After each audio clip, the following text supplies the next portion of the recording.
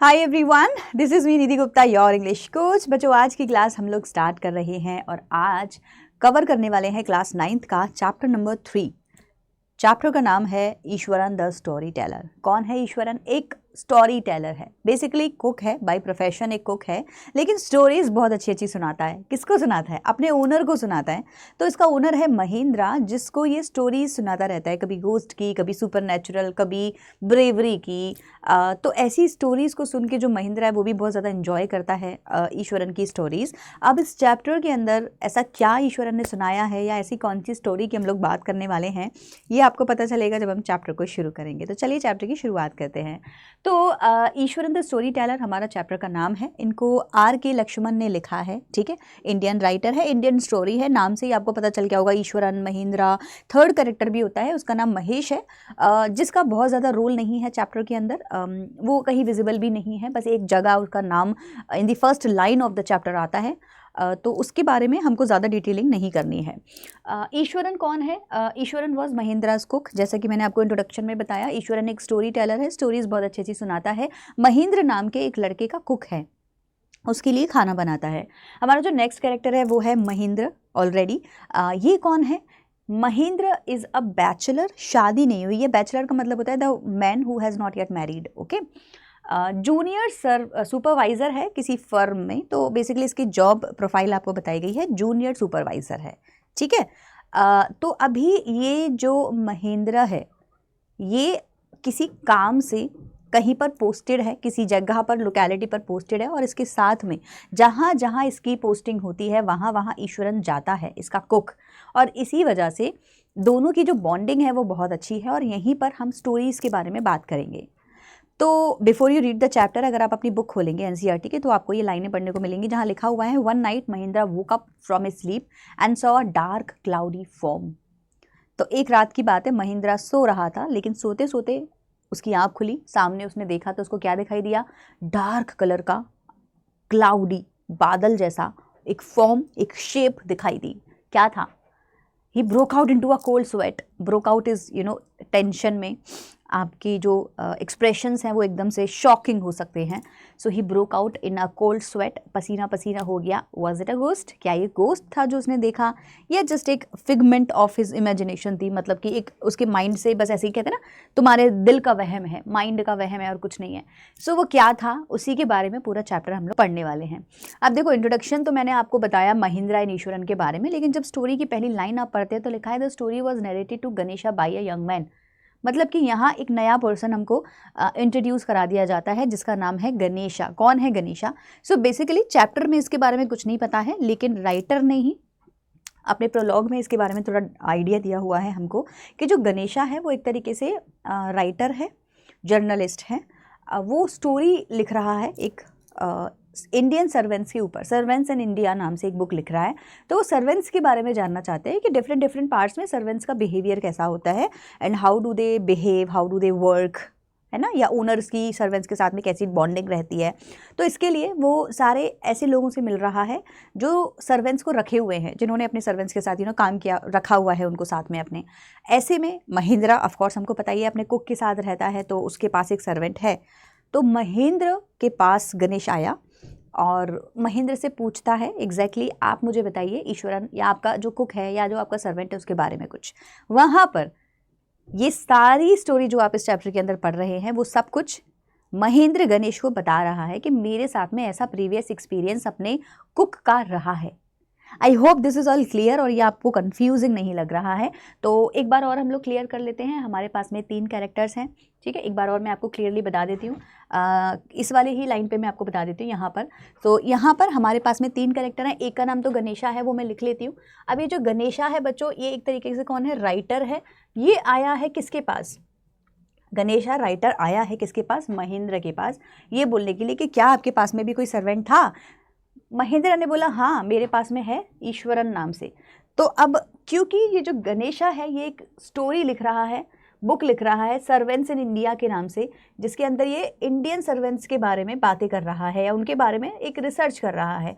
तो इसको लोग चाहिए जिन्होंने सर्वेंट्स रख रखे हैं। तो ये किसके पास आता है? महेंद्र के पास आता है। महेंद्र बुलाता है इसको, क्या ये मैं आपको बताता हूँ कि मेरा सर्वेंट कैसा था, मेरा कुक कैसा था, राइट।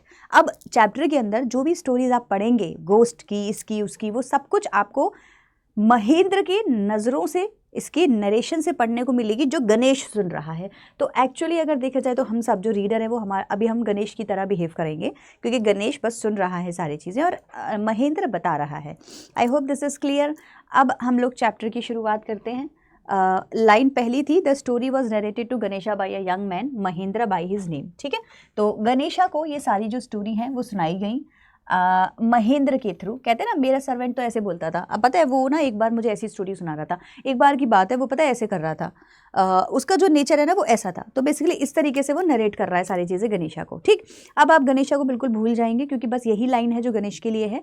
अब बेसिकली महेंद्र आपको अपनी सर्वेंट के बारे में बताएगा, जिसमें सर्वेंट का जिक्र भी आएगा, महेंद्र का जिक्र भी आएगा, जो भी कुछ वो काम के सिलसिले में जहाँ गया है, पोस्टिंग कर जहाँ हो रखी है, क्या काम करता है, उस सबसे रिलेटेड चीज़ें अब हम लोग पढ़ेंगे। ठीक है, गणेशा को भूल जाएंगे। चलिए, He was a junior supervisor in a firm which offered on hire supervisors at a various types of construction sites. तो महिंद्रा के बारे में बात हो रही है कि महिंद्रा है कौन। महिंद्रा कौन है? एक जूनियर सुपरवाइजर है, जो कि हमने इंट्रोडक्शन में भी पढ़ा था। In a firm which offered on hire supervisors at various type. तो एक फर्म में वो काम करता है और इस फर्म का काम है ये सुपरवाइजर्स को जगह जगह पर कंस्ट्रक्शन साइट्स पर पोस्ट करते हैं, है ना, कि भाई आपको बेसिकली वहाँ यूपी के किसी एरिया में जाना है, आपको दिल्ली जाना है, आपको साउथ के एक स्टेट में जाके काम करना है, क्योंकि वहाँ पे कोई कंस्ट्रक्शन चल रहा है, तो आप जाइए वहाँ जाके सुपरवाइज करिए। ऐसी फर्म का ये काम है और इसी फर्म में जूनियर सुपरवाइज़र की जॉब किसके पास में है? महिंद्रा के पास में है। जो कंस्ट्रक्शन साइट्स हैं वो, जैसे कि कहीं फैक्ट्री बन रही है, कहीं ब्रिज बन रहा है, कहीं डैम बन रहा है, कहीं और कुछ बन रहा है, ऐसे ही जगह जगह पे कंस्ट्रक्शंस होते रहते हैं, वहाँ महिंद्रा की जॉब है। Mahindra's job was to keep an eye on the activities at the work site. तो महिंद्रा का काम ये था कि वर्क साइट पर, जहाँ भी किसी भी वर्क साइट पर वो है, वहाँ चेक करना कि एक्टिविटीज़ कैसे हो रही हैं। तो ये वॉच करता था। ये सुपरवाइजर का काम तो ये ना, सुपरवाइज करना basically.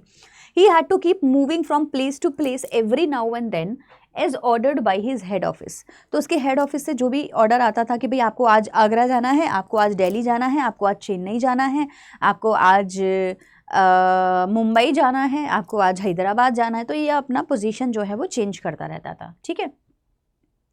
A local mining area to a railway bridge construction site, from there after a few months to chemical plant which was coming up somewhere. तो बेसिकली क्या लिखा हुआ है कि वो एक जगह से एक जगह जाता रहता था। जैसे कभी किसी कोल माइनिंग में काम करेगा, कोल माइनिंग जहाँ कोल माइन होता है ना, कोयले की खान, तो कभी वो कोल माइनिंग में कहीं एरिया में काम कर रहा होता है, फिर वहाँ से उसको कहीं पर रेलवे ब्रिज बन रहा है कहीं, तो वहाँ भेज दिया जाता है।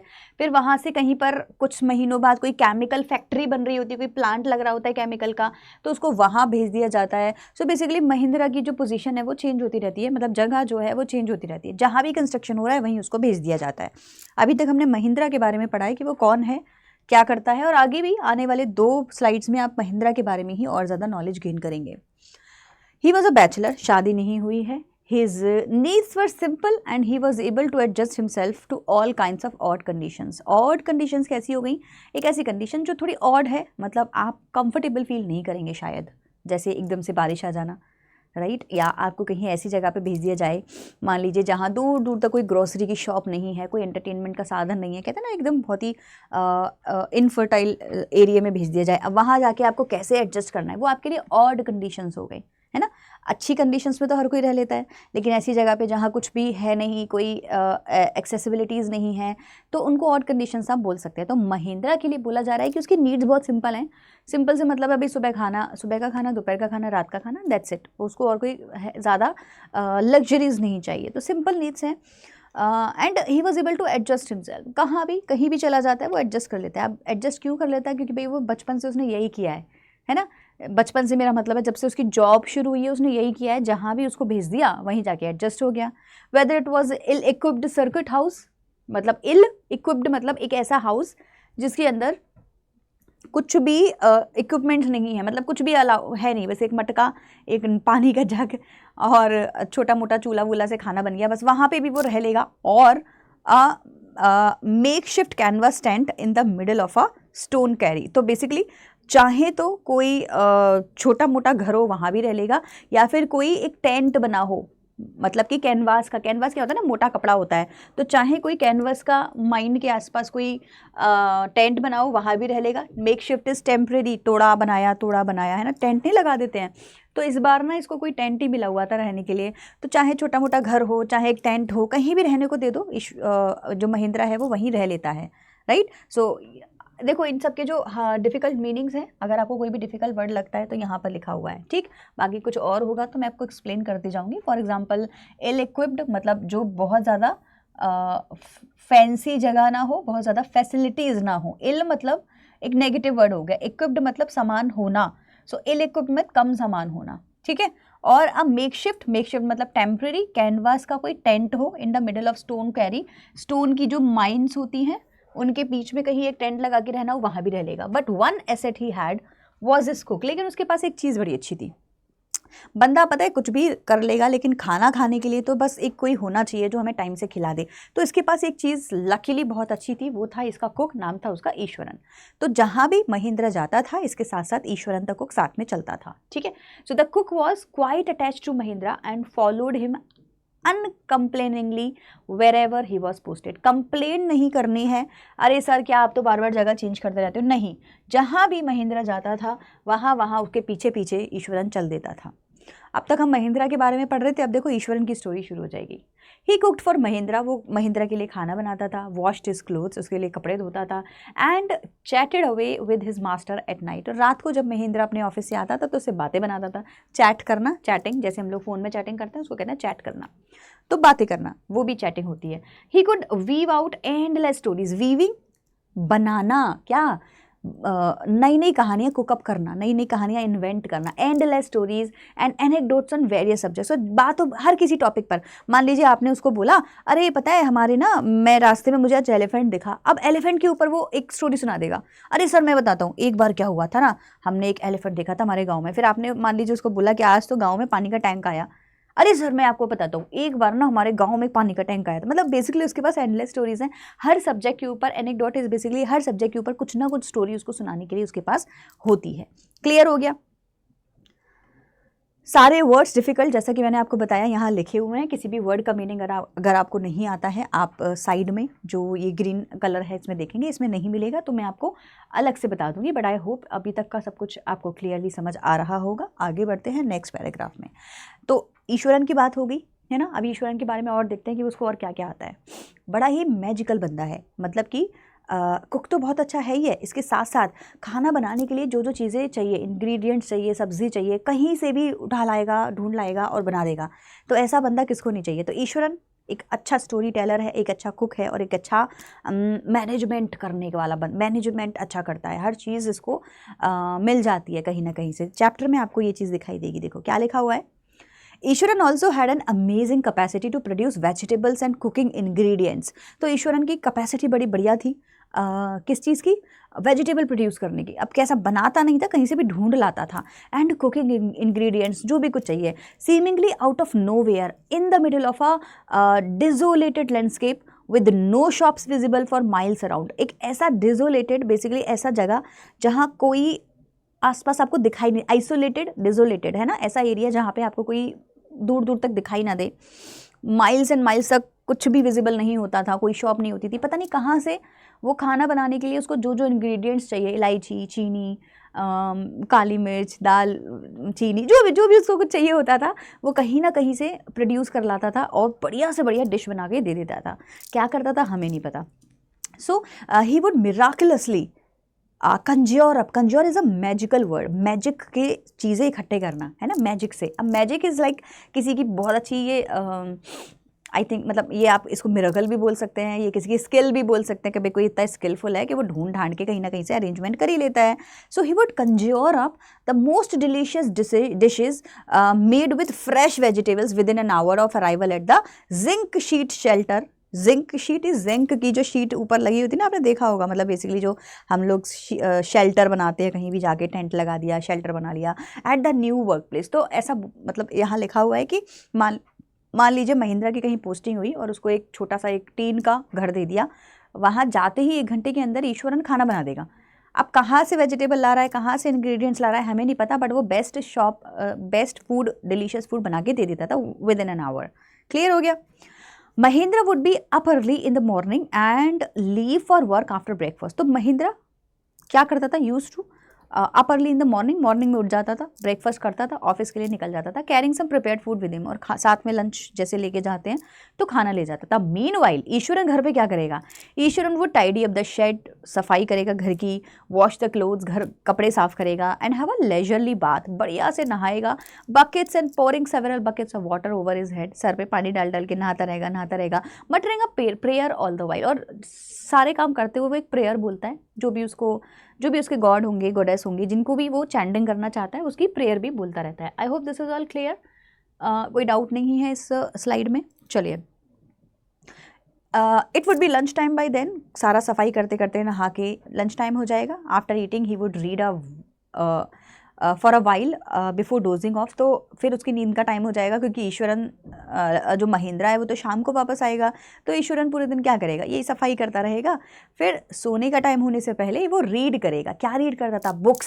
So the book was usually some popular Tamil thrill. So thriller आप समझ गए, जो ऐसा जहाँ पे कुछ मार धाड़, खून खराबा, एंड में एक शॉकिंग सी न्यूज़ आएगी, ट्विस्ट होंगे, है ना, ऐसा कुछ।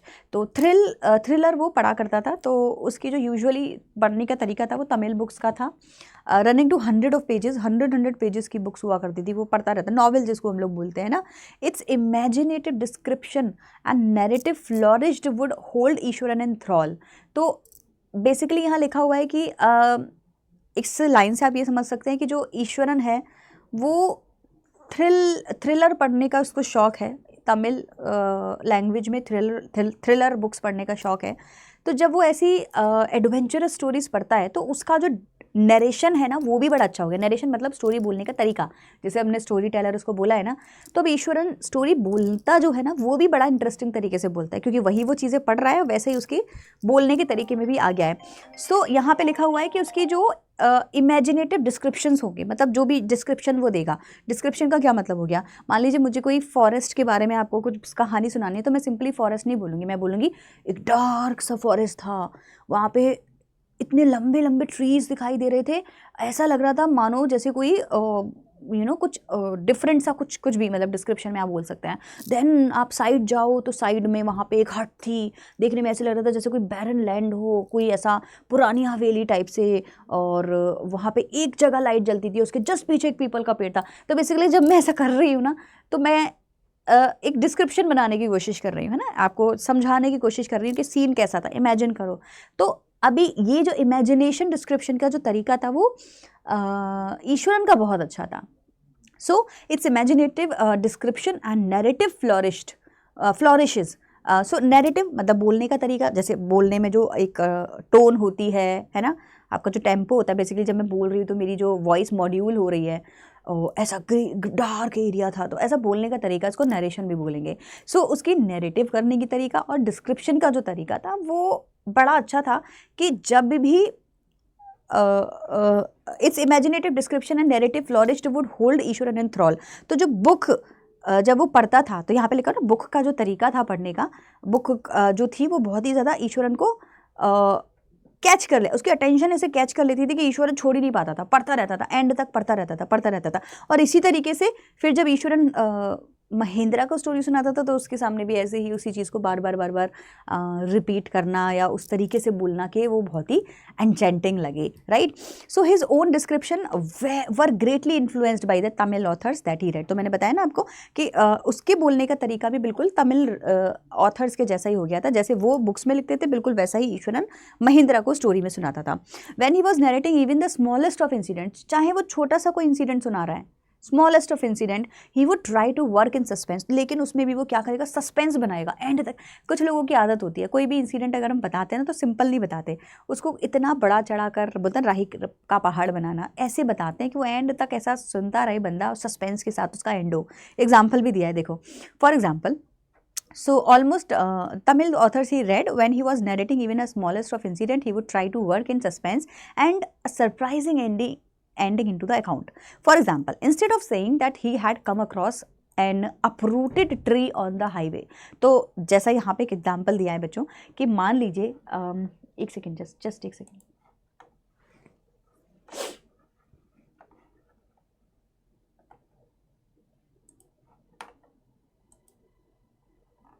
हाँ, सो यहाँ पर एक एग्जाम्पल दिया है कि मान लीजिए जो ईश्वरन है उसको कहीं रास्ते पर एक अपरूटेड मतलब उखड़ा हुआ कोई पेड़ मिला होगा हाईवे पर, तो वो इस चीज़ को कैसे बताएगा, किस तरीके से अपने जो है ओनर को या महिंद्रा को सुनाएगा। तो वो बोलेगा he would say with eyebrows suitably arched, अपने आईब्रोज को ऐसे चढ़ा के आर्किंग करके आईब्रोज की, and hands held out in a dramatic gesture, ऐसे जैसे मैं भी करके दिखा रही हूँ ना। तो बोलेगा you know that day the road was deserted and I was all alone, suddenly I spotted something that looked like an enormously bushy beast lying sprawled across the road. So अभी कर क्या रहा है ना, ऐसे में बोलने का जो तरीका, मैं तो पढ़ के बोल रही हूँ तो मुझे थोड़ा और कॉन्शियस होना पड़ रहा है, लेकिन अब जब आप इसको किसी को बता रहे होते हैं ना तो आपके बताने के तरीके से ही सामने वाला डर जाता है, बोलते हैं क्या बोलना चाह रहा है ना। तो वो क्या बोल रहा है, वो बोल रहा है कि रोड पर डिजर्टेड रोड था, मतलब खाली सुनसान रोड था और मैं वहाँ अकेला था। सडनली आई स्पॉटेड, एकदम से मैंने देखा, that look like an enormous bushy beast, ऐसा लग रहा था बड़ा सा कोई बीस्ट है। बीस्ट क्या होता है? एनिमल, बड़ा एनिमल कोई है। Lying sprawled across the road, पूरे रोड पर ऐसा लगा लेटा हुआ है कोई, है ना। I was half inclined to turn and go back, half inclined, मुझे बस लगा कि मैं तो उल्टा लौट लूँ, गो बैक, बट ऐसा ही केम क्लोजर, लेकिन धीरे धीरे जैसे मेरी गाड़ी जो है वो पास आई, गाड़ी थी या पैदल था, I saw that it was a fallen tree, मेरे को पता चला वो तो ट्री था, with its dry branches spread out, और उसकी जो ड्राई ब्रांचेस हैं वो ऐसे फैली पड़ी थी पूरे रोड पर। अब आप देखो बोलने का जो तरीका था स्टार्टिंग से ऐसा था कि कोई घोस्ट देख लिया, लेकिन एंड में वो क्या निकला, एक ट्री निकली। तो ऐसे ही वो किया करता था, हर छोटे छोटे इंसिडेंट को ऐसे ही बताता था, शुरू में पूरा सस्पेंस सा क्रिएट करेगा और बाद में पता चलेगा अरे वो तो बस एक ट्री था। तो ये ईश्वरन का स्टोरी टेलिंग का तरीका था। Now Mahindra would stretch himself back in his canvas chair and listen to Iswaran tales. और महिंद्रा क्या करता था, कैनवास चेयर मतलब जो चेयर होती है प्लास्टिक की, बेसिकली उस पर बैठ जाता था, कपड़ा, कैनवास का जो कपड़ा लगा होता है, और आराम से लेट के सुनता रहता था ईश्वरन जो भी बोल रहा है, अनक्रिटिकली मतलब कोई क्रिटिसिज्म नहीं, उसको वो सही कर रहा है गलत कर रहा है क्या कर रहा है कोई मतलब नहीं, बस एंजॉय करना, जो भी ईश्वरन बोल रहा है उसकी बातों को बस एंजॉय करना। तो ये ईश्वरन का तरीका था स्टोरी सुनाने का, और ये महिंद्रा का तरीका था स्टोरी सुनने का। समझ में आ गया आपको दोनों का, ईश्वरन स्टोरी टेलर कैसा था वो भी अब आपको समझ में आ गया होगा। अब यहाँ आगे की बात जो है महिंद्रा है वो गणेशा को बता रहा है basically that the place I come from is famous for timber.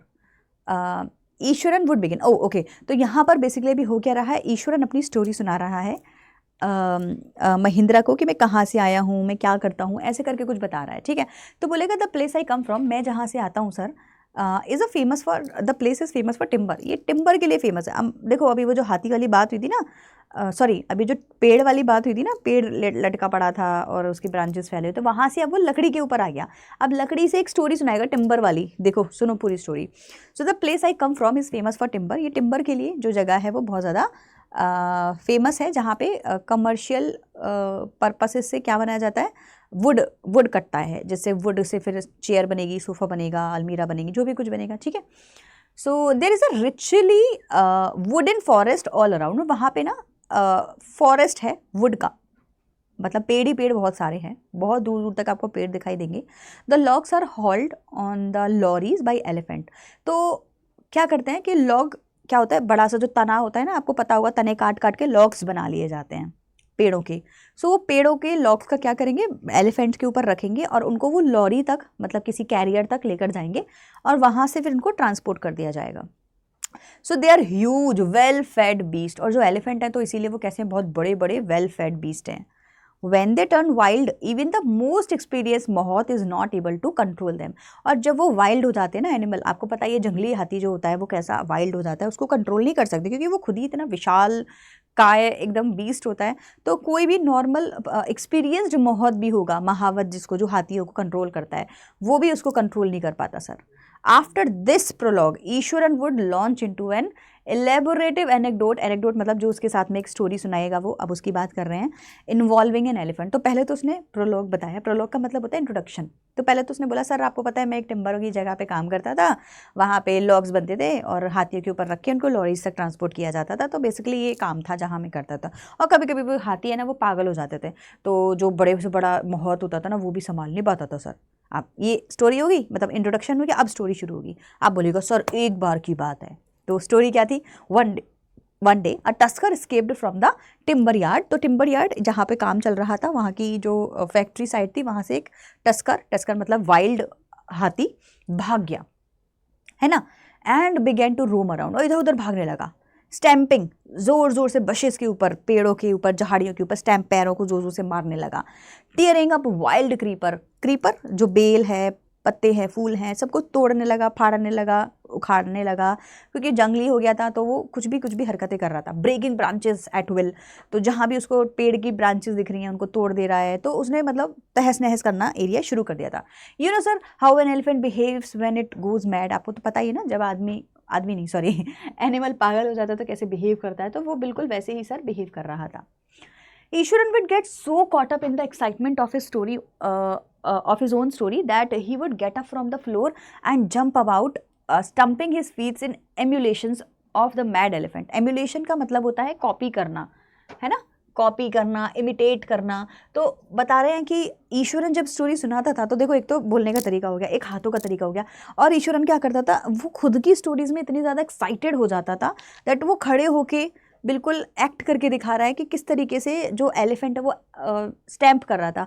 तो क्या कहा सर वो ऐसे ऐसे ऐसे करके हाथी ऐसे ऐसे पैर मार रहा था, इस तरीके से वो बिहेव भी करने लग जाता है। Elephant reach the outskirts of our town, तो हमारा जो टाउन था आसपास ही, वहीं पर एलिफेंट भी आ गया सर। फिर क्या हुआ, breaking the fences down the match sticks. तो बेसिकली जहाँ पे फेंसेस होते हैं, फेंसेस मतलब क्या हो गया, किनारे, जैसे जो एक गांव है तो गांव का जो किनारे बने होते हैं तो उनको फेंसेस बोलते हैं, किनारियों को रेलिंग्स की तरह से होते हैं, है ना। तो एक क्या करेगा, जैसे मैच स्टिक्स की, आपने कभी घर बनाया है, अगर ऐसा बचपन में जो छोटे से घर बनते हैं तो रेलिंग किससे बनती है, मैच स्टिक से ना रेलिंग बना देते हैं, वही जो फेंसेस जिनको बोलते हैं। तो जस्ट लाइक मैच स्टिक हम हटा रहे हैं ना, वो तो पूरी फेंसेस को एक पैर से ऐसे तोड़ के, सारी सब कुछ तोड़ के अंदर घुस गया, शहर के अंदर, हमारे सॉरी गाँव के अंदर घुस गया। सो ही वुड कंटिन्यू, अब वो आगे बोलेगा, it came into the main road and smashed all the stalls. तो फिर वहाँ से वो रोड पर आ गया, वहाँ स्टॉल्स खाने की जगह पर, selling fruits, mud pots, cloth, सब कुछ स्मैश कर दिए उसने, तोड़ दिए, फाड़ दिए, फेंक दिए, सब गड़बड़ कर दिया। People ran helter skelter in panic, helter skelter मतलब टेंशन में इधर उधर लोग भागने लगे। The elephant now entered a school ground where children were playing, वहाँ से वो जो एनिमल था, हाथी था, पहले कहा था टिम्बर यार्ड में, वहाँ से गांव में चला गया, गांव से सड़क पे शॉप्स वगैरह बर्बाद कर दी, वहाँ से स्कूल में चला गया, बच्चे खेल रहे थे। ब्रेकिंग थ्रू द ब्रिक की वॉल जो उसने तोड़ दी हाथी ने, और अंदर घुस गया घर में। All the boys ran into the classrooms and shut the doors tight, सब लोगों ने अपने अपने कमरे शट कर लिए टाइटली, क्योंकि हाथी है, किसी को भी कुछ भी कर सकता है।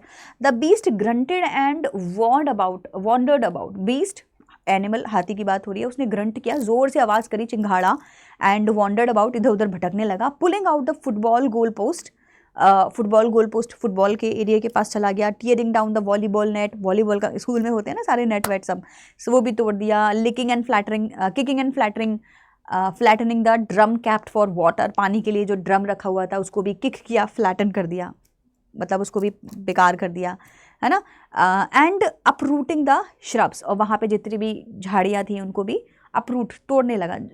हाथी ना सूंड से अपना पेड़ तोड़ देता है, मतलब उखाड़ देता है, छोटे मोटे जो झाड़ियाँ हैं, पत्तियाँ हैं, वो उखाड़ देता है।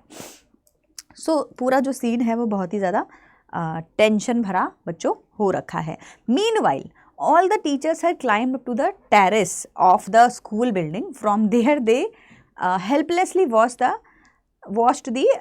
मुझे यहाँ से ना क्लियर नहीं दिख रहा होता, watched the depredations of the elephant. तो डेप्रिडेशन इज बेसिकली अटैक करना, और अटैकिंग की वजह से जो डिस्ट्रक्शन हो रहा है उसको डेप्रिडेशन बोलेंगे, है ना। तो एलिफेंट की वजह से जो भी नुकसान हो रहा था उसको हेल्पलेसली बेचारे टीचर्स टेरेस के ऊपर से देख रहे हैं, कुछ समझ नहीं आ रहा है कि क्या करना है। There was not a soul below on the ground, कोई नहीं था नीचे ग्राउंड पर, क्योंकि एलिफेंट ही है। The streets were empty, the streets were empty as if the inhabitants of the entire town had suddenly disappeared. तो सारे स्ट्रीट्स, जो टाउन था हमारा जहाँ पे एलिफेंट आ गया है, सब गायब हो गए, सब लोग खाली होगी, जैसे कि कोई था ही नहीं इस गाँव में, ऐसा लग रहा था देखने में। तो हर कोई अपने अपने घरों में छुप गया, कहीं एलिफेंट की वजह से फंस ना जाए, मर ना जाए। I was studying in the junior class at that time. बोल रहे उस टाइम पे मैं तो जूनियर क्लास में स्कूल में था, and was watching the whole drama from the roof top. और मैं रूफ टॉप पे चढ़ गया था, वहीं से सारी स्टोरीज देख रहा था, ये हो क्या रहा है। I don't know what came over me suddenly, मुझे नहीं पता सर मुझे क्या हुआ, बट मैंने क्या किया, but I grabbed a cane from the hands of one of the teachers and ran down the stairs and into the open. तो मैंने एक टीचर के हाथ में से केन लिया, cane is the sugar cane का डंडा, और मैं स्टेयर से नीचे आया। The elephant grunted and menacingly swang a branch of tree which it held in its trunk. Trunk मतलब हाथी की सूंड। तो एलिफेंट ने ग्रंट किया, मतलब जोर से पहले तो चिंगाड़ा, और मेनेसिंगली, menacing is a dangerous sound, मतलब डेंजर में जब आप आ जाओगे तो उसको मेनेसिंगली बोलते हैं, डेंजर, है ना। तो ऐसा लगने लगा कि अब बस ये डेंजरस है ना, ऐसा लगने लगा कि अब ये कुछ खराब मेरे लिए करने वाला है। तो एक ब्रांच ऑफ अ ट्री उसने अपने सूंड में ली हुई थी और उसको जोर से स्वंग किया, उसने फेंका मेरे ऊपर। इट स्टैम्पेड इट्स फीट्स, अपने स्टैम्प किया फीट को, kicking up a lot of mud. और जैसे उसने पैर अपना ज़मीन पे मारा तो बहुत सारी मड ऊपर आई। डिस्क्रिप्शन देख रहे हो बोलने का तरीका, एक सीन आपके सामने आएगा कि हाथी ने पैर ऐसे जोर से मारा, बहुत सारी डस्ट ऊपर आई। इट लुक्ड फ्राइटनिंग, देखने में तो मुझे बहुत डर लग रहा था, but I moved slowly towards it, लेकिन मैं धीरे धीरे हाथी के पास गया। स्टिक इन हैंड, मेरे हाथ में एक स्टिक थी। People were watching the scene hypnotised, सारे के सारे लोग ना हिप्नोटाइज होके, हिप्नोटाइज होता है एकदम शॉकिंग पोजीशन में खड़े रहना, हिलना नहीं। तो सबके सब बहुत ही ज़्यादा हिप्नोटाइज तरीके से मुझे देख रहे थे। The elephant looked at me, red eye, मेरे को जो एलिफेंट है रेड रेड आँखों से मुझे घूर रहा था। Ready to rush towards me, ऐसा लग रहा था जैसे बस मेरे ऊपर चढ़ने ही वाला है। इट लिफ्टेड इट्स ट्रंक, उसने अपनी सूंड उठाई, एंड ट्रम्पेड लाउडली, जोर से चिंघाड़ा। एट लास्ट मोमेंट, और जैसे ही वो मेरे पास आने वाला था, आई मूव फॉरवर्ड, मैं उसके ऊपर गया। मस्टरिंग ऑल द फोर्स, जितनी भी ताकत थी मैंने सारी की सारी मस्टर करी, इकट्ठी करी। मस्टर अप मतलब होता है इकट्ठा करना। Waged it's third toe nail, और मैंने क्या किया, जोर से इसके थर्ड टो नेल पर जो स्टिक है उसको मारा। The beast look stun for a moment, beast जो स्टन हो गया, स्टन मतलब शॉक हो जाना। देन इट शिवर्ड, फिर वो धीरे से हिला from head to foot and collapsed, गिर गया, मर गया। मरा नहीं, पैरालाइज हो गया कुछ समय के लिए, ताकि वो जो उसकी जो ये हरकतें थी सब कुछ तबाह कर देने वाली, वो रुक जाएं।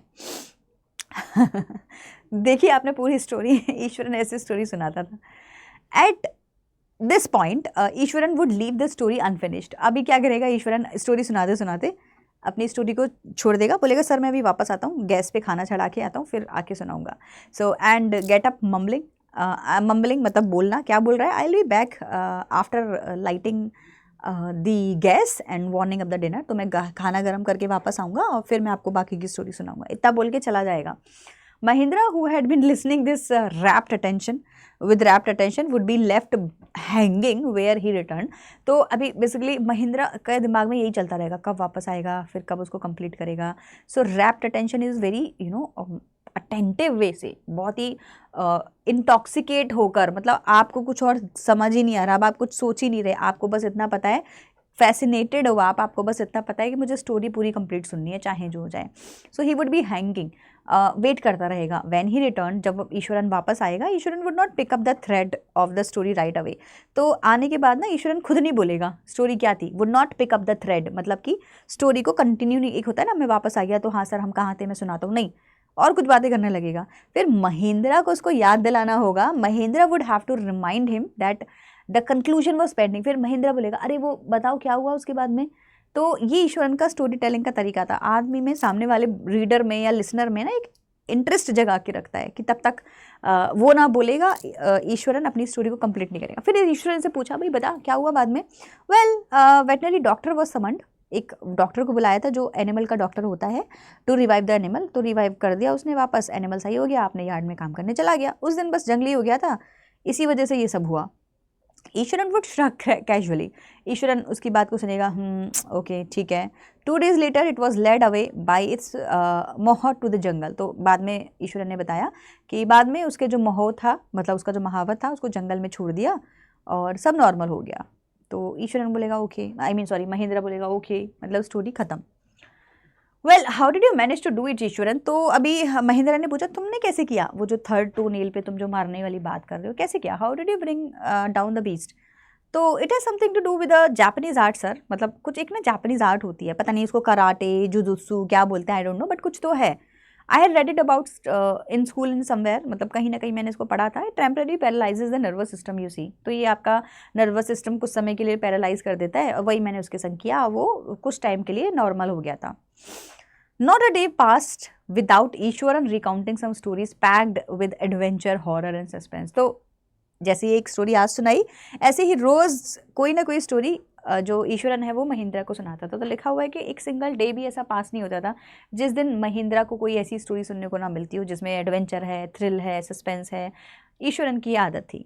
Whether the story was credible और नॉट, चाहे स्टोरी सच्ची हो चाहे झूठी हो, महिंद्रा को बड़ा इंजॉय आता था उसको सुनने में, because of the in imitable way in which it was told. Imitable का मतलब हो गया इमिटेट करना, आप नकल कर सकते हैं। इन इमिटेबल मतलब ऐसा कुछ जो यूनिक हो, आप उसको कॉपी नहीं कर सकते। तो उसकी चाहे स्टोरी सच्ची हो चाहे झूठी चाहे जो हो, लेकिन उसके बोलने का जो तरीका होता था ना वो बड़ा यूनिक था, और इसी वजह से महेंद्र उसकी हर स्टोरी को एंजॉय करता था। तो सोचिए जब गणेशा आया होगा सुनने के लिए कि भाई बताओ तुम्हारा जो जो सर्वेंट है वो कैसा है, तो ये सारी चीज़ें महेंद्र बता रहा होगा कि मेरा सर्वेंट ऐसा था, स्टोरी सुनाता रहता था कुछ ना कुछ। अभी चैप्टर फिनिश नहीं हुआ है, अभी एक्चुअल स्टोरी बाकी है जो चैप्टर को एंडिंग तक लेकर जाएगी। Eswaran seemed to more than make up for the absence of a TV in Mahindra's living quarter. तो महिंद्रा का जो क्वार्टर होता था जहाँ वो रहता था वहाँ टीवी की ज़रूरत नहीं थी, बिकॉज उसका जो है ईश्वरन मेकअप कर लेता था, मतलब ईश्वरन के काम से ही, बातों से ही, स्टोरी से ही सारा काम हो जाता था। वन मॉर्निंग, अब नई स्टोरी शुरू होगी। When Mahindra was having breakfast Eswaran asked, Mahindra को ब्रेकफास्ट दिया उसने, तो खाने के टाइम पर ईश्वरन ने पूछा can I make something special for dinner tonight sir, आज मैं कुछ नया बना दूँ? After all today is an auspicious day, आज कुछ एक ऑस्पिशियस डे है। ऑस्पिशियस मतलब शगुन का दिन है, एक बहुत ही पायस डे है, अच्छा दिन है। According to tradition we prepare various delicacies to feed the spirits of ancestors today. तो मे बी श्राद्ध के दिन होंगे या कुछ तो होगा कि आज के दिन हम लोग अपने एंसेस्टर्स की सोल को खाना खिलाते हैं। तो आपको अगर आप इजाज़त दें तो मैं आपके लिए भी कुछ अच्छा बना दूंगा। ऐसा ही हुआ, और रात को Mahindra enjoyed the most delicious dinner and complimented Eswaran on his culinary skills. Culinary skill are the skills to make food, cooking skills basically. तो उस दिन ईश्वरन ने महिंद्रा ने बहुत डिलीशियस खाना खाया, ईश्वरन को कंग्रेचुलेट भी किया, उसको कॉम्प्लीमेंट भी दिया कि भाई तुम बड़ा अच्छा खाना बनाते हो। He seemed very pleased but unexpectedly, तो खाना तो सब बहुत अच्छा था, ईश्वरन को बड़ा, महिंद्रा को बहुत मज़ा भी आया, बड़ा प्लेजर भी उसको फील हो रहा था अनएक्सपेक्टेडली। लेकिन he launched into a most garish account involving the super natural power. Super natural भूत प्रेत की बात है, लेकिन ये सब तो अच्छा था, खाना बहुत अच्छा था, टेस्टी था, बड़ा प्लेजर, आनंद आया, सब अच्छा था। लेकिन अनएक्सपेक्टेडली उस दिन इन लोगों ने सुपर नेचुरल बातें भी करी। मोस्ट गैरिश का मतलब क्या हो गया? Garish is something which is fancy, which is not normal, उसको हम लोग गैरिश बोलेंगे, है ना। जैसे देखो यहाँ पे लिखा हुआ है something which is too colourful and fancy that it is disliked, और हमें पसंद नहीं आएगा। तो उस दिन कुछ ऐसा हुआ, कुछ ऐसी स्टोरी सुनने को मिली जिससे महिंद्रा का दिमाग ख़राब हो गया, उसको पसंद नहीं आया, इतना ज़्यादा गैरिश सुपर नेचुरल बातें उसने सुन ली, है ना। He did not like them. क्या सुना उसने ऐसा? You know sir, the entire factory area we are occupying was once a burial ground. Burial मतलब जहाँ पे लोगों को दफनाया जाता है। तो खाना खाते खाते महिंद्रा को ईश्वरन स्टोरी सुना रहा है और बोल रहा है कि सर ये जो पूरा फैक्ट्री एरिया है ना जहाँ हम लोग रह रहे हैं, यहाँ पे ना पहले लोगों को गाड़ा जाता था, बैरी किया जाता था। He started, Mahindra was jugged out of the pleasant reverie he had. Reveries आनंद मतलब इंजॉय जो वो कर रहा था, जो प्लेजर उसको मिल रहा था खाना खाते में, एकदम से वो जर्क हो गया। जर्क मतलब हिल गया, बोला what, and drifted into after the satisfied meal, मतलब सेटिस्फाइंग मील खाने के बाद जो एक प्लेजर में वो था कि हाँ हाँ हाँ सो मज़ा आ गया। ये लाइन सुनते ही वो फिर से एकदम शॉक्ड में आ गया, क्या क्या बोल रहे हो, क्या है यहाँ पे बेरियल ग्राउंड, बड़ा ही शॉकिंग उसके लिए ये था। I knew on the first day itself when I saw a human skull lying on the path। तो यहाँ पर ईश्वरन बोल रहा है कि हाँ मतलब यहाँ पे बैरियल ग्राउंड है, मैंने देखा था एक स्कल था, आदमी का खोपड़ा पड़ा हुआ था जब हम लोग वहाँ से आ रहे थे। Even now I come across a number of skulls and bones. तो आज मतलब वैसे भी आप तो ऑफिस चले जाते हो, लेकिन मैं कुछ कभी कहीं कोई बोन कभी कोई स्कल मिलता रहता है मेरे को, तो मैं तो देखता रहता हूँ। ईश्वरन कंटिन्यू। और ये सुनना है मतलब अब आप सोचो अगर मैं आपको बोलूँ कि आपके घर के आसपास बेटा वो स्कल देखा मैंने या बोन, आप मैडम क्या बात कर रहे हो, कहाँ से आ गया, भूत प्रेत की बातें कौन करता है। तो अभी ऐसा ईश्वरन ने बोला तो महिंद्रा एकदम शॉक्ड हो गया, कह रहा व्हाट, क्या बोल रहे हो, क्या हुआ। So Ishwaran continued, he went on to narrate how he sometimes saw ghost at night। तो अभी इसके बाद में ईश्वरन बोलता है कि हाँ मैंने तो एक दो बार गोस्ट भी देखा है यहाँ पर। I am not easily frightened by these things sir, I am a brave fellow, मेरे को डर नहीं लगता, डोंट वरी, मैं बहुत ब्रेव फेलो हूँ। अरे भाई तेरे को डर नहीं लगता, लेकिन तू जिसको बता रहा है उसको डर लगता है भूत प्रेतों से। तो अभी महिंद्रा ये सुन के कि यहाँ पे स्कल है, बोन्स हैं, स्पिरिट्स हैं, वो डरने लग जाता है, बोलता है क्या बोल रहे हो। But one horrible ghost of a woman who appears off and on at midnight during the full moon. It is an ugly creature with matted hair, मतलब उसके बाल जो है वो शाइनी नहीं है, शाइनी का ऑपोजिट होता है मैटेड, मतलब धुंधले धुंधले से बाल हैं। और उसका जो फेस है वो बहुत ज़्यादा श्रिविल्ड फेस है, मतलब उसके फेस पे बहुत ज़्यादा रिंकल है ना, रिंकल्स मतलब जैसे भूत का जो चेहरा होता है जो आपने मूवीज़ में देखा होगा। Like a skeleton holding foetus in his arm, और ऐसा लगता है जैसे कोई स्केलेटन ने एक फीटस छोटा बच्चा अपने हाथ में रख रखा हो, फीटस इज अनबॉर्न चाइल्ड को अपने हाथ में रख रखा हो। सो बेसिकली ईश्वरन बोल रहा है कि सर देखो वैसे तो मुझे डर नहीं लगता, लेकिन एक अजीब सा फेस आता है कभी कभी ना, गोस्ट आता है, उसकी गोस्ट के ऐसा लगता है जैसे हाथ में बच्चा ले रखा हो और अजीब सा चेहरा, बाल खराब से हो रखे हैं, अच्छी नहीं लगती देखने में वो मैंने देखी है। महिंद्रा बोलता है भाई क्या बोल रहा है। महिंद्रा शिवर्ड एट द डिस्क्रिप्शन, मतलब जो डिस्क्रिप्शन है ना कि बाल ऐसे, फेस पे रिंकल्स हो रखे हैं और देखने में अजीब सी वेमेन लग रही है। महिंद्रा बोलता है आई यू क्रेजी, तू पागल हो गया है। उसको इंटरप्ट करता है, उसको डिस्टर्ब करता है, मतलब चुप करता है उसको, चुप क्या बोल रहे हो, there are no such things as ghost और स्पिरिट्स, कुछ नहीं होता, गोस्ट स्पिरिट्स कुछ नहीं होते, बकवास है ये सब, पागल हो क्या, it is all a figment of your imagination, बस तुम्हारे दिमाग का फितूर है, कुछ नहीं है ये। Get your digestive system examined, उसको चिल्ला रहा है कि अपना डाइजेस्टिव सिस्टम चेक करो और अपना दिमाग का इलाज कराओ, and you are talking nonsense, कुछ भी बोलते रहते हो तुम। ऐसा बोल के महिंद्रा अपने रूम में चला गया और एक तरीके से डांट पड़ी है ईश्वरन को, है ना, अब ईश्वरन ध्यान रखेगा आगे से।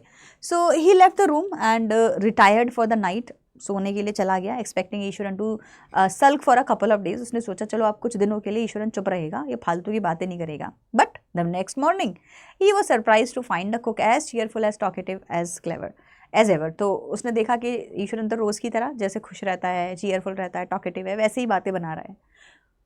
From that day onward Mahindra for all the brave talks went to bed with a certain uneasy not comfortable. तो उस दिन के बाद से, उस दिन की बातों के बाद से रोज़ रात को महिंद्रा जब बेड पे जाता था उसको एक अनईजीनेस फील होती थी, हल्की सी घबराहट, हल्का सा डर। Every night he peered into the darkness outside through the window next to his bed. तो हर रात को वो बाहर दिखता था आउटसाइड विंडो के, उसके बेड के पास में जो विंडो है, देखता था बाहर क्या है, trying to make sure that there was no movement of dark shapes. देखता था कि कुछ डार्क घूम तो नहीं रहा, मतलब लाइक ऐसे ही जो उसने बोला ना गोस्ट तो दिखते रहते हैं, ईश्वरन ने बोला था, तो वो रोज़ दिखता था, कोई है तो नहीं, in dark shapes in the vicinity is the area, but he could only see a sea of darkness with the twinkling light of the factory miles away. तो उसको दूर से फैक्ट्री की लाइट्स दिखती थी और पूरे एरिया में क्या डार्कनेस, अंधेरा अंधेरा दिखाई देता था। तो ही वॉज लाइक ठीक है, कोई दिक्कत नहीं है। He had always liked to admire the milk white landscape of full moon nights। तो फुल मून नाइट्स पे ना पूरा चांदनी से भरा पूरा समय हो जाता है ना, तो बोलता है बड़ा अच्छा लगता था मुझे देखने में। बट आफ्टर हियरिंग ईश्वरन की story of the female ghost he avoided looking out of his window. अब वो बाहर नहीं दिखता, फुल मून पे वो कभी बाहर नहीं दिखता, उसे लगता है कहीं मैं बाहर देखूंगा कहीं मुझे वो लेडी ना दिखाई दे जाए, वो गोस्ट ना दिखाई दे जाए।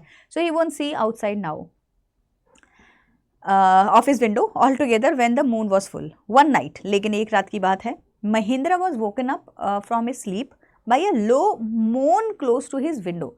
एक मोर्निंग की साउंड आई, है ना, म्याऊ म्याऊ टाइप से कुछ आवाज़ आई उसको, और वो उसकी आँख खुल गई। At first he put it down to a cat prowling. उसको लगा कि कोई कैट है प्रॉलिंग कर रही है अराउंड हिज माइस, माइस को पकड़ने की कोशिश कर रही, तो फच उसी के हाथों की आवाज़ थी या उसके बोलने की आवाज़ थी। But the sound was too guttural for a cat. लेकिन ये जो साउंड है वो too guttural, guttural is the deep voice थी, गटरल इज गट से जो आवाज़ निकले, ज़ोर से गले से जो आवाज़ निकलती है उसको गटरल बोलते हैं। तो साउंड वॉज वेरी डीप, तो उसने कहा नहीं ये कैट की आवाज़ तो नहीं हो सकती, बट ये फिर किसकी आवाज़ है। He raised the curiosity to look out. उसने सोचा चलो बाहर देखते हैं, lest he should behold a sight which would stop his heart. मतलब उसको था कि कहीं ऐसा ना हो कि बाहर देखने जाऊं और मेरा हार्ट ही रुक जाए, कहीं ऐसा ना हो कि कोई गोस्ट वोस्ट कुछ है। एनीवे उसको देखना तो था, तो क्यूरियसली वो बाहर गया। But the wailing became louder and less feline. तो अभी जो आवाज़ है वो और तेज़ आने लगी और लेस फेलाइन। फेलाइन इस कैट की आवाज़ तो बिल्कुल नहीं थी, अजीब सी आवाज़ आ रही थी। He could not resist the temptation any more. वो रोक नहीं पाया खुद को, उसने कहा चलो देखते हैं क्या है। Lowering himself to the level of the window sill. तो विंडो शिल के मतलब ऐसे झुककर देखने लगा कि एग्जैक्टली क्या है। He looked out at the white sheet of moon light outside. Full moon था आज, तो वो वाइट शीट मून की उसको दिखाई दे रही थी। There not too far away was a dark cloudy form clutching a bundle. तो उसको एक क्लाउडी फॉर्म ब्लैक कलर का डार्क डार्क दिखाई दिया, एक शेप दिखाई दी basically. Mahendra broke into a cold sweat. सब पानी पानी पसीना पसीना हो गया। And fell back on the pillow panting. Panting जोर जोर से सांसें लेता हुआ अपने पिलो पे जाके सो गया। As he gradually recovered from the ghastly experience. धीरे धीरे वो थोड़ा 10 मिनट बाद उसको होश आया, मतलब लाइक उसका माइंड से वो सब डर खत्म हुआ। He began to reason with himself. उसने कहा क्या मैं क्यों डर रहा था, क्या होगा बाहर। भाई वो बाहर देखने गया, उसको एकदम शेप ऐसी दिखाई दी, डर के वो अंदर आ गया। फिर उसने सोचा, रीजनिंग मतलब लॉजिकली सोचना कि वो शेप थी, क्या था, बादल थे या किसी की परछाई थी, क्या था, मैं इतना क्यों डर रहा हूँ। And finally concluded that it must have been some of her auto suggestion, some trick that is subconscious mind has played with him. तो उसे लगा कि कुछ नहीं था मेरे माइंड में ऐसी कुछ। कभी कभी आपने बहुत सारी स्टोरी सुन रखी हो, आपने देखा होगा, आप रात को कोई हॉरर मूवी देख के सो, तो रात में अगर आपकी आँख खुलती है तो आपको ऐसा ही कुछ लगने लगता है। तो वो आपकी फिगमेंटेशन ऑफ योर माइंड होती है, इमेजिनेशन होती है आपकी, आपका सबकॉन्शियस ब्रेन आपके संग प्ले कर रहा होता है ना, कि हाँ भूत है, हाँ स्पिरिट है। तो वो खुद से बोलता है कि अरे कुछ नहीं है, आई थिंक मेरा माइंड ही पागल है और अननेसेसरीली मुझे कुछ भी दिखाई दे रहा था, इट्स ओके, कुछ नहीं है कुछ नहीं है, ठीक है।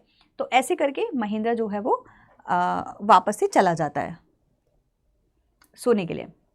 Bye the time he had got up in the morning में महेंद्र उठता है, had a bath and come out to have his breakfast. तो बाहर आया, अपना ब्रेकफास्ट किया। The horror of the previous night had faded from his memory. रात वाला जो मेमोरी था उसके दिमाग से हट गया। फेड मतलब हट जाना, है ना, गायब हो जाना। तो भूल गया क्या था, ठीक है होगा जो भी कुछ था, अपना नॉर्मल लाइफ शुरू करने लगा। Eswaran greeted him. ईश्वरन आया उसके गेट पर, उसको पैकेट दिया फूड का, लंच पैकेट, जो लंच का जो उसका बैग है वो दिया।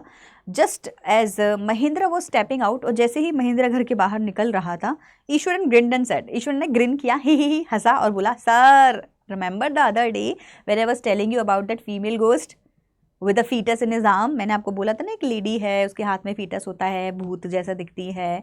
You was so angry with me for imagining things. आप कितना गुस्सा हुए थे मेरे ऊपर कि मैं इमेजिन कर रहा हूँ। Well you saw her last night. देखो आपने खुद देखा उसको, देखा कि नहीं देखा। I came running hearing the sound of roaring. मैं आया था वहाँ पे देखने के लिए कि मॉर्निंग का साउंड किसका है। That was coming from your room. आपके घर से, आपके रूम में से वो आवाज़ आ रही थी, है ना, थी ना। इतना सुनते ही a chill went down Mahendra spine. Mahendra की पूरी स्पाइन पे कहते हैं ना एकदम वो चलने लगा, ठंडा ठंडा ठंडा हो गया, उसकी पूरी बॉडी ठंडी हो गई। He did not wait for Eshwaran to complete his line. वो कंप्लीट ही नहीं कर पाया पूरी लाइन, और वहाँ से महेंद्रा जो भागा है। He hurried away to his office गया, पेपर डाले, भैया मैं यहाँ काम नहीं करूँगा, मेरी जगह चेंज करो। Resolving to have the haunted place, resolving to leave the haunted place the very next day. उसने कहा भाई मैं यहाँ से खाली कर रहा हूँ जगह, यहाँ तो सच में गोस्ट आते हैं, और कहीं और मेरा ट्रांसफ़र करा दो। वहीं पे आपकी स्टोरी बच्चों फिनिश हो जाती है। तो पूरी जो स्टोरी है आपने देखा, यहाँ पे स्टोरी टेलर का ज़्यादा मेन रोल था, जो कि ईश्वरन है। महिंद्रा तो बस सुन रहा था, और लास्ट का जो सीन है गोस्ट वाला वो एक्सपीरियंस हुआ है महिंद्रा के थ्रू। अब अगर लास्ट के जो 2 पैराग्राफ हैं ये वाले, यहाँ से लेके bye the time he had got in the morning, यहाँ से लेके लास्ट का पैराग्राफ अगर आपको ना बताया जाता और वही स्टोरी फिनिश हो जाती, तो हम बोलते कि ठीक है, ये तो सबकॉन्शियस ब्रेन है, माइंड ऐसे काम करता है, और क्योंकि वो स्टोरी सुना था गोस्ट की, इसी वजह से उसको ऐसा आज फील हुआ, इट्स ओके। क्योंकि ईश्वरन ने बोल दिया कि मैं भी आया था, आपने देखा ना गोस्ट कल, आपने खुद अपनी आंखों से देखा, देखो था कि नहीं था। अब इससे बहुत सारे क्वेश्चंस खड़े हो जाते हैं। क्वेश्चन नंबर 1, क्या महिंद्रा ने सच में गोस्ट देखा था? क्या गोस्ट होता है? क्या उस जगह पे सच में गोस्ट था? क्वेश्चन नंबर 2, क्या ये ट्रिक थी जो ईश्वरन महिंद्रा के ऊपर प्ले कर रहा था, क्योंकि वो उसको रियलाइज़ कराना चाहता था कि देखो गोस्ट होते हैं और आपने मुझे उस दिन डांटा, अब देखो मज़ा। तो प्रैंक कर रहा था ईश्वरन के साथ, महिंद्रा के साथ में, और उसी ने ये सारी प्लानिंग करी थी, आवाज़ निकालना एंड ऑल, क्योंकि फिर महिंद्रा को ईश्वरन को कैसे पता कि सच में गोस्ट आया था। तो ये कुछ क्वेश्चंस हैं जो अनसॉल्व्ड रहते हैं बच्चों। हमें नहीं पता कि सबकॉन्शियस ट्रिक थी, सबकॉन्शियस माइंड की ट्रिक थी, या ईश्वरन की ट्रिक थी, या सच में कोई गोस्ट था। इससे रिलेटेड क्वेश्चंस आएंगे तो आप मे बी, माइट बी में ही आंसर देंगे, क्योंकि हमें इसके बारे में कुछ चैप्टर में नहीं बताया जाता। It is an unsolved mystery. Rationalised answer अगर आपको लिखना होगा, लॉजिकली कोई आंसर आपको लिखना होगा, तो आप बोल सकते हैं कि हाँ, it was super natural activity, it was an imagination, figmentation of his imagination, because उसने इतनी सारी स्टोरी सुपर नेचुरल पावर के बारे में सुनी थी, तो उसको ऐसे ही बस इमेजिनेशन लगा। और क्योंकि ईश्वरन ने उस चीज़ को और ज़्यादा बैलेंस आउट कर दिया, तो ज़्यादा डर लगने लगा। तो आप बोल सकते हैं कि ट्रिक थी। वैसे गूगल पर आप सर्च करेंगे तो कहीं कहीं पर आपको आंसर मिलेगा कि हाँ, ये ईश्वरन का प्रैंक था जो वो महिंद्रा के ऊपर कर रहा था। तो आंसर इसके कैसे भी फॉर्म हो सकते हैं, आपके मन से आप लोग करिए। चलिए भाई, तो चैप्टर आज जो है हमारा ये फिनिश हो गया है। नेक्स्ट चैप्टर में हम लोग कवर करेंगे चैप्टर नंबर 4, है ना, किंगडम ऑफ फूल्स। बढ़िया चैप्टर है, उसमें भी मज़ा आएगा पढ़ने में। मिलूंगी मैं आपसे नेक्स्ट सेशन में। Till then bye everyone and take care, bye bye.